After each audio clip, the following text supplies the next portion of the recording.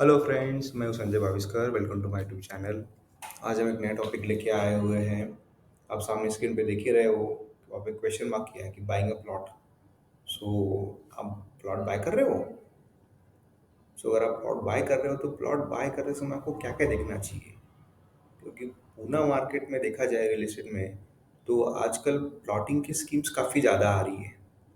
और अगर प्लॉटिंग की स्कीम देख रहे हो तो उसमें अलग अलग तरह के प्लॉट्स होते हैं। जैसे गुंटेवारी हो गया, देन एन ए प्लॉट हो गया, देन आरजन प्लॉट हो गया, इंडस्ट्रियल प्लॉट हो गया। बट हम इसके बारे में बात नहीं करेंगे। हम सीधा बात करेंगे एन ए प्लॉट के ऊपर कि आप सबने प्लॉट फाइंड आउट कर लिया है, स्कीम फाइंड आउट कर ली है और किसी अच्छी जगह पर प्लॉट ले रहे हो। तो अच्छे माने क्या? सिर्फ एडवर्टाइजमेंट देख के आप जा रहे हो या आपने सचमुच कोई रिसर्च किया है उसके पीछे? So let discuss on this. ये बहुत नॉलेजेबल सेशन होने वाला है। इसमें आपको आई ओपनिंग काफ़ी चीज़ें मिलेंगी जो आपने देखी नहीं होगी, बट आपको स्क्रूटनी करनी चाहिए, आपको देखना चाहिए। So let's begin. सो सबका सपना होता है कि एक बंगला बने न्यारा, बट क्या क्या देखना चाहिए? एक जगह तो आर्जन प्लॉट है, प्रपोज एने है, दूसरा एने है, तीसरा बोल रहा है कि मेरा विद इन विलेज लिमिट में आता है, चौथा बोल रहा है कि मैं आपको मंथली ईएमआई का पेमेंट का फैसिलिटी दूंगा। तो एक normal consumer, normal buyer confuse होता है कि करना क्या है। सो करना कुछ नहीं है। ये वीडियो आप एंड तक देखिए, आपको सब समझ में आ जाएगा। सो सबसे पहले आप जब कोई भी प्रोजेक्ट फाइनल करते हो इन्हें बंगलो प्लॉटिंग के लिए, सो आपने पहले देखना है कि बिल्डर का रेपुटेशन क्या है। बिल्डर कितने सालों से रियल एस्टेट मार्केट में काम कर रहा है, उसकी प्रीवियस हिस्ट्री देखना ज़रूरी है। प्रीवियस प्रोजेक्ट कंप्लीटेड क्या किए हैं और टाइम पे दिए कि नहीं दिए। ऑन टॉप ऑफ दैट उसकी करंट फाइनेंशियल कंडीशन क्या है। दोस्तों, लॉकडाउन में काफ़ी बिल्डर्स बैंकरप्ट हो चुके हैं, काफ़ी प्रॉब्लम उनको फाइनेंशियली आ रही है। उसके कारण प्रोजेक्ट टाइम पे कंप्लीट नहीं होते हैं और आपका प्रोजेक्ट डिले हो सकता है या शायद कंप्लीट भी ना हो। देन उसके अलावा आपको देखना है कि बिल्डर ने कोई कंस्ट्रक्शन फाइनेंस तो नहीं लिया हुआ है प्रोजेक्ट के ऊपर। जनरली कंस्ट्रक्शन फाइनेंस बुरा नहीं होता है, बट अगर कोई लोन लिया है तो देखना चाहिए कि लोन कितना लिया हुआ है, या प्रोजेक्ट वैल्यू से ज़्यादा लोन लिया हुआ है, या इस प्रोजेक्ट के ऊपर लोन लिया है लेकिन लोन कहीं और यूज़ हो रहा है। तो जनरली आप ऐसे प्रोजेक्ट में इन्वेस्ट कीजिएगा जहाँ पे कोई लोन नहीं है। So it's automatically show that कि बिल्डर का फाइनेंशियल कंडीशन काफ़ी अच्छी है। प्लस उसके अलावा आपको बिल्डर के बारे में बात जानने के लिए गूगल रिव्यू काफ़ी बढ़िया है, वो देखिए। कस्टमर टेस्टिमोनियल चेक कीजिएगा। तो इस 4-5 पॉइंट में आप बिल्डर का रेपुटेशन और क्रेडिबिलिटी मालूम कर सकते हो। तो दिस इज इम्पोर्टेंट पॉइंट, और हम यहाँ पे सारे इम्पोर्टेंट पॉइंट डिस्कस करने वाले हैं। नेक्स्ट है, आपको एनए प्लॉट बताया गया, लेकिन क्या वो सचमुच एनए है? तो आपको देखना चाहिए कलेक्टर या पीएमआरडी एनए सैंक्शन ऑर्डर है क्या, उस पर्टिकुलरली सर्वे नंबर के लिए होनी चाहिए। देन जो लैंड है, it should be R zone and notified for residential purpose only. Check validity on NA order. Validity क्या है उसकी? The NA order should not mention propose NA. Propose NA नहीं mention होना चाहिए. It should be clear NA होना चाहिए. This is very important. Then sanction layout, उस पर आपको क्या क्या आपको सैंक्शन लेआउट देखना चाहिए। उस पर क्या मालूम पड़ता है आपको? एक तो कलेक्टर और पीएमआरडी सैंक्शन लेआउट वैलिड है, अगर उन्होंने इशू किया है तो ही वैलिड है। They check the correct plot direction from layout. काफ़ी बार क्या होता है कि प्लॉट में हम डायरेक्शन ढूंढने की कोशिश करते हैं, बट लेकिन ब्रोशर में कभी कभी गलती हो सकती है। नॉट सेइंग कि गलती होती है, बट गलती हो सकती है। तो it is always better and suggestion from my side, as I am having a 20 years of real estate experience. 20 साल से पूना रियल एस्टेट में काम करता हूँ। सो आपको हमेशा ही सैंक्शन प्लान देखना चाहिए, उसके ऊपर डायरेक्शन करेक्ट होता है। देन लेआउट जो है वो आपको क्या क्या इन्फॉर्मेशन प्रोवाइड कर सकता है। तो उसमें आपको नंबर ऑफ प्लॉट्स कितने हैं वो आपको करेक्ट इन्फॉर्मेशन मिलेंगी, इतने प्लॉट्स है। और रोड की विड्थ क्या है, जो अलग अलग साइज़ के रोड्स होते हैं तो विड्थ आपको मालूम पड़ जाएगी। हर प्लॉट का डायमेंशन और एरिया वहाँ पे लिखा होता है। उसके अलावा टोटल एफएसआई कितना अवेलेबल है, उस टोटल प्रोजेक्ट के लिए, प्लॉट के लिए गवर्नमेंट ने सैंक्शन करते समय एफएसआई कितना दिया गया है वो वहाँ पे लिखा होता है। अगर एफएसआई 1.4 का दिया गया है लेकिन बिल्डर आपको बोल रहा है कि 1.1 का देगा, तो you please raise a question कि ये बीच का डिफरेंस जो है आप कहाँ यूज करने वाले हैं, राइट। उसके अलावा टोटल एमिनिटीज का एरिया भी उसके अंदर मेंशन किया होता है। अगर अगर बिल्डर ने एमिनिटी सैंक्शन करके ली है तो अब आगे बढ़ते हैं। उसके अलावा आपको क्या चेक करना चाहिए, तो लोकेशन है, distance from the city and prominent places. तो आपको बहुत ज़रूरी चेक करना कि कौन से लोकेशन पर है, तो आपको खुद विजिट करना ज़रूरी है। आप खुद जाके देखिए कि लोकेशन कितना दूर है, कितना नज़दीक है। आप आपका डिस्टेंस मीटर लगा के जाइए कार में, from your house, your parking two the project, जाके देखिए कि एग्जैक्टली क्या है। ठीक है, कि सेल्स पर्सन बोल देता है कि वो इतने मिनट दूर है, इतना दूर है, देखना ज़रूरी है। और जाना ज़रूरी क्यों है, कि रोड मोटरेबल है क्या, कच्चा रोड है क्या, या टार रोड है, आपको दिखने को मिलेगा। Outside, I am talking about outside, तो प्रोजेक्ट के बाहर का हम बात कर रहे हैं। अंदर माइट भी कुछ भी दे सकते हैं, लेकिन अंदर बाहर जो है आपको देखना जरूरी है कि प्रोजेक्ट पे जाने के लिए कच्चा रोड है, टार रोड है, रोड छोटी है, सड़क है, छोटी है, बड़ी है, क्या देखना जरूरी है। देन उसके अलावा जब आप जाते हो और ट्राई करते हो तो आपको देखना और चीज़ ज़रूरी है कि प्रोमिनेंट प्लेसेस क्या क्या आजू बाजू है।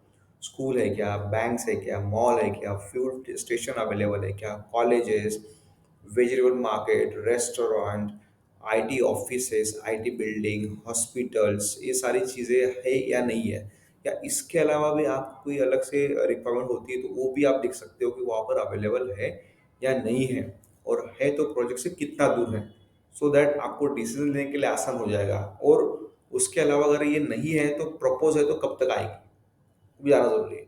उसके अलावा ऑन टॉप ऑफ दैट आप गूगल मैप जरूर यूज कीजिएगा रिसर्च के लिए। गूगल मैप से भी आपको सराउंडिंग एरिया में क्या क्या ऑलरेडी एस्टेब्लिशमेंट है वो मालूम पड़ जाएगा, आप कर सकते हो रिसर्च। उसके अलावा एमिनिटीज देखिए। अब बिल्डर ने बोल दिया कि एक्स वाई जेड एमिनिटीज है, बट आप चेक कीजिए कौन कौन से एमिनिटीज, तो लिस्ट ऑफ एमिनिटीज पहले लिख कर रख लिए, या ब्रोशर को रेफर कीजिए उसमें क्या क्या है, उसमें से आपको यूजफुल क्या लग रहा है। उसमें से भी जो एमिनिटी दी जाए उसमें पेड कितना है, अनपेड कितना है, अगर पेड है तो क्या चार्जेस हो सकती है। उसके अलावा आप खुद रिसर्च कीजिए कि मेंटेनेंस फ्री है या लेस मेंटेनेंस लगेगा। कि काफ़ी जगह बिल्डर फैंसी नाम के नीचे काफ़ी ऐसी मेंटेनेंस इस तरह से एमिनिटी मिल जाती है जो कि मेंटेनेंस ईटर होती है, काफ़ी मेंटेनेंस खाती है, और आपका फिर मेंटेनेंस आगे चलकर बढ़ सकता है। देन जो एमिनिटी दी गई वो एडुकेट एमिनिटीज है क्या, and it is it for all age group, वो भी चेक करना ज़रूरी है। टोटल एरिया कितना एमिनिटीज का वो चेक करना ज़रूरी है। देन कंप्लीशन टाइम और ड्यूरेशन क्या है वो चेक कीजिए आप, क्योंकि काफ़ी बार डेवलपर्स बनाते नहीं है एमिनिटीज़ और हैंड ओवर कर देते हैं, फिर कस्टमर्स उनके पीछे लगते हैं कि एमिनिटी बना के दो, हम रहने के लिए आए, काम चालू हो गया है, फिर बनानी। तो बेसिकली आपको चेक करना है काम चालू हुआ है या नहीं हुआ है और कब तक बनेगा। और अगर काम चालू हो गया है तो यू हैव होप कि ये बनने वाला है, लेबर दिख रहा है। और काम चालू नहीं हुआ है तो देर इज़ नो होप कि बनेगा कि नहीं बनेगा, राइट। एंड आज for the list of amenity mention in agreement, agreement में वो लिस्ट आनी चाहिए जो आपको बताई गई है। अगर एग्रीमेंट में नहीं है दोस्तों तो आपको कभी नहीं मिलने वाली, लिख के लीजिए मेरे से। ये वीडियो सेव कर लेना, आगे आपको रेफरेंस के लिए काफ़ी काम आएगा। देन सबसे इंपॉर्टेंट पॉइंट आता है F S I. F S I आपको चेक करना ज़रूरी है, मैंने पहले बता दिया पॉइंट में कि एफ एस आई आपको सैंक्शन प्लान पे लिख के आता है। तो जैसे मैंने एग्जांपल बताया था कि 1.4 का एफएसआई है, और बिल्डर अगर आपको 1.1 का एफएसआई दे रहा है तो बीच का 0.3 का एफएसआई कहाँ चला गया। कहीं ये तो नहीं है कि बिल्डर बोलेगा कि आपको 0.3 का एफएसआई एक्स्ट्रा पैसा देकर खरीदना पड़ेगा। कि there are few developers in the market, in Pune market, prominent developers है, they are saying to customer the same statement what I am telling you, कि आपको 1.1 का एफएसआई मिलेगा, बाकी का एफएसआई आपको घर से खरीदना पड़ेगा। तो आपको संभलना बहुत ज़रूरी है, क्योंकि आपको खरीदने की ज़रूरत नहीं है। जब सैंक्शन करके दिया गया गवर्नमेंट से तो उतना आपको मिलना ही चाहिए, it is your right and you are paying for it, don't need to pay extra, right. उसके अलावा आपको एग्रीमेंट चेक करना ज़रूरी है, और एफएसआई का यूटिलाइजेशन क्या होगा, और हैंडओवर के बाद वो एफएसआई आपको मिलने वाला है, डेवलपर मिलने वाला है। सोसाइटी हैंडओवर के बाद डेवलपर का कोई रोल नहीं है और डेवलपर एफएसआई या टीडीआर मांग नहीं सकता है। अगर ऐसा कुछ लिखा हुआ है तो यू शुड बी अलर्ट कि वहाँ पे लेना है नहीं लेना है, देन आपको डिसाइड करना है। बट मेरे हिसाब से तो फिर कुछ जगह पे आपको दूरी बना के रखनी चाहिए। Next point, legal documents. दोस्तों ये भी काफ़ी इम्पोर्टेंट है। मैं तो सजेस्ट करूँगा कि ये सारे पॉइंट जो है ये आप लिख लो, और डॉक्यूमेंट जब भी आप जाते हो बुकिंग के लिए तो उसके लिए डॉक्यूमेंट मांग लीजिएगा, और आपके एडवोकेट से आप सलाह मशवरा लीजिए।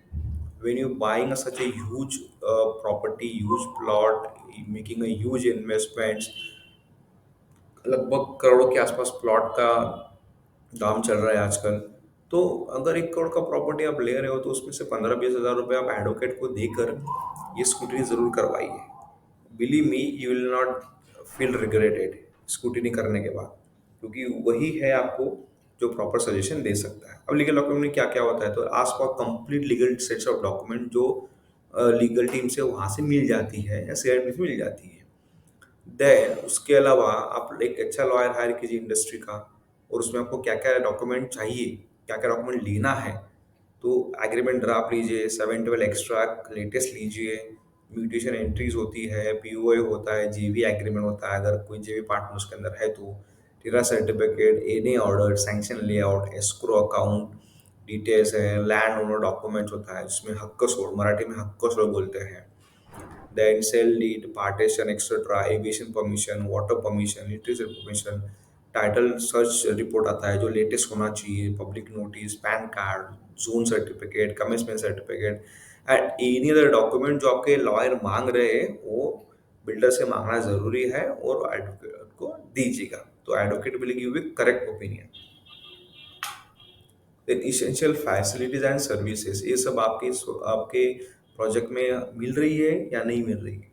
उसमें से पॉइंट नंबर 1 जो है काफ़ी क्रूशियल है, आपने भले ही कोई प्लॉट ली लेकिन अगर ये चीज़ आपको अवेलेबल नहीं है तो believe me you are going to cry for ever.